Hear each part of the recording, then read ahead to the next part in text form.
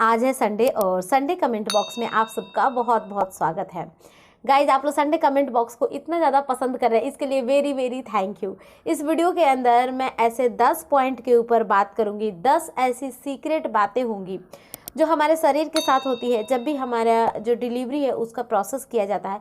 जब भी हम लेबर रूम में जाते हैं उस समय में क्या होता है क्या नहीं, इस वीडियो के अंदर ये भी बात किया जाएगा कि डिलीवरी रूम के अंदर इंटरनल चेकअप के ऊपर बात करेंगे। मेल होते हैं या नहीं होते हैं उनके ऊपर बात करेंगे, मेल डॉक्टर है या फीमेल डॉक्टर है, फिर बात किया जाएगा डिलीवरी में कितना समय लगता है, फिर बात किया जाएगा कि चीरा लगता है कि नहीं लगता है, फिर बात किया जाएगा कि ओवरऑल कब जो होता है पूरी डिलीवरी की प्रोसेस समाप्त होती है और एक माँ को क्या करना है क्या नहीं करना है, ओवरऑल आपके शरीर के साथ क्या क्या किया जाता है डिलीवरी रूम में। ओवरऑल इन सारी बातों की जानकारी सिंगल एक वीडियो में मैं देने वाली हूँ। तो चलिए गाइस, इस वीडियो को स्टार्ट करते हैं। मैं हूँ श्वेता और आप सबका बहुत बहुत स्वागत है प्राइम मॉम चैनल में। पहली बार अगर आए हैं चैनल को जरूर सब्सक्राइब कर वीडियो को लाइक कीजिएगा।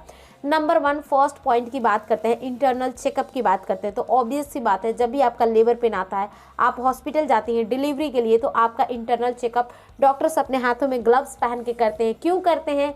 वो ये जानना चाहते हैं कि आपके सर्विक्स का मुंह कितना खुला है। अगर सर्विक्स का मुंह जल्दी और ज़्यादा खुला है, करने का मतलब 3-4 सेंटीमीटर बहुत जल्द आपका ओपन हो गया है, तो इसका मतलब डिलीवरी आपकी बहुत जल्द होने वाली है। सेकंड पॉइंट की बात करें तो डिलीवरी रूम के अंदर मेल डॉक्टर होते हैं या फीमेल डॉक्टर होती हैं।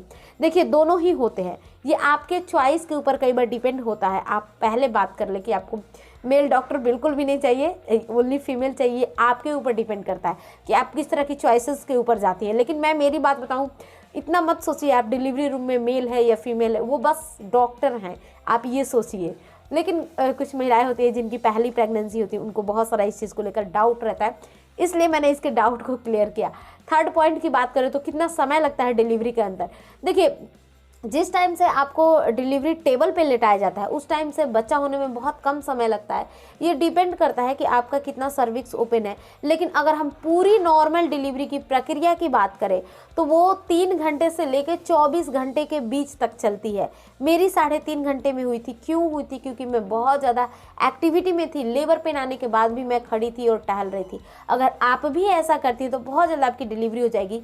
और जिनको लेट लगता है, किनको लेट लगता है, जैसे ही लेबर पेन आते के साथ वो खाट पे पड़ जाती है, उनको ज़्यादा लेट लगता है।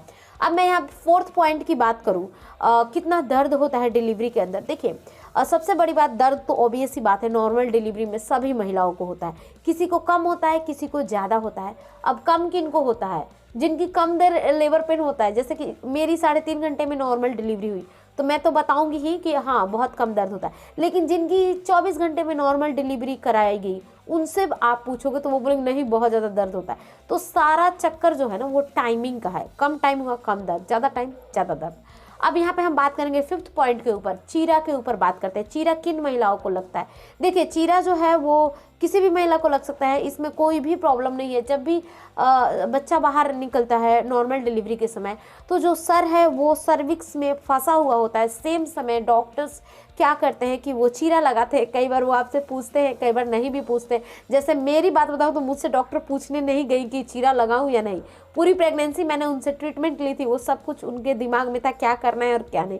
मुझसे नहीं पूछा गया। ऑब्वियस सी बात है, मुझसे पूछा जाता तो मैं भी बोलती मत लगाओ, इसलिए उन्होंने नहीं पूछा। उन्होंने लगाकर बच्चे को बहुत जल्द बाहर निकाला और नॉर्मल डिलीवरी की प्रक्रिया बहुत जल्द खत्म की।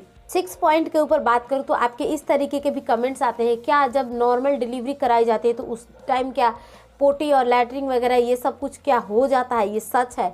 तो ये सच है, कई बार किसी महिला को हो जाता है, किसी महिला को नहीं भी होता है, क्योंकि आपको जो जोर है ना, एनर्जी जो है वो उसी रास्ते में लगानी होती है। अगर मैं यहाँ पे 7 पॉइंट की बात करूँ, जिन महिलाओं को लेबर पेन नहीं आ रहा है उनको क्या करना है?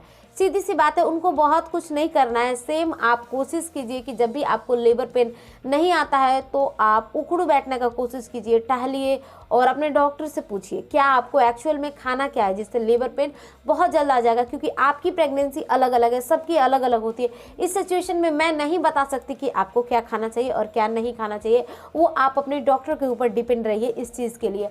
अगर मैं यहाँ पे 8 पॉइंट की बात करूँ तो कुछ मेरी सब्सक्राइबर हैं जो नॉर्मल डिलीवरी के डर से उसी सेक्शन करवाना चाहती हैं। इसके ऊपर मेरा क्या कहना होगा? देखिए गाइज, ये आपकी चॉइस है, आपके ऊपर आपकी टोटली मर्जी है कि आप सी सेक्शन करवाइए या नॉर्मल डिलीवरी करवाइए। लेकिन एक सजेशन के तौर पे, आप लोग मेरे बातों को बहुत ज़्यादा मानते हैं, तो सजेशन के तौर पे मैं अगर बताऊं तो आप नॉर्मल डिलीवरी की तरफ जाइए, क्योंकि एक बार जब नॉर्मल डिलीवरी होती है तभी दर्द होता है, उसके बाद आप टेंशन फ्री हो जाते हैं।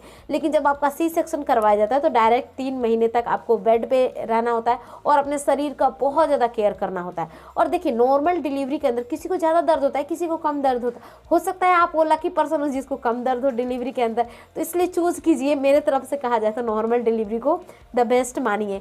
अब यहाँ पे हम बात करेंगे 8 पॉइंट की, बच्चे को दूध कब से पिलाना है डिलीवरी के बाद। देखिए, बच्चे को दूध सेम टाइम से, इवन मेरी डिलीवरी हुई उसके आधे घंटे बाद मैंने बच्चे को दूध पिलाया, और बच्चे को ऑलरेडी पता होता है कि दूध कैसे पीना है, वो पी लेता है। चाहे दूध की मात्रा कम आए या ज़्यादा है वो मैटर नहीं करता, लेकिन बच्चा सेम समय दूध पी लेता है। अब लास्ट और 10 पॉइंट की बात करूँ, क्योंकि ये लास्ट पॉइंट है। यहाँ पे अगर बात किया जाए, माँ जो होती है, बच्चे की माँ खुद की केयर कैसे करे डिलीवरी के बाद।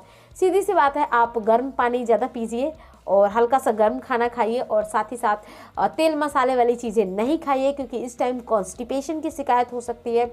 और साथ ही साथ गर्म पानी से नहाइए, ये सब कुछ कीजिए। आई थिंक गाइस, यहाँ मैंने आपके डाउट को क्लियर किया, और थैंक यू सो मच फिर से संडे कमेंट बॉक्स को देखने के लिए और इतना सारा प्यार देने के लिए। तब तक के लिए बाय बाय, और मिलती हूँ मैं कल के वीडियो में। Thanks for watching, bye bye and take care.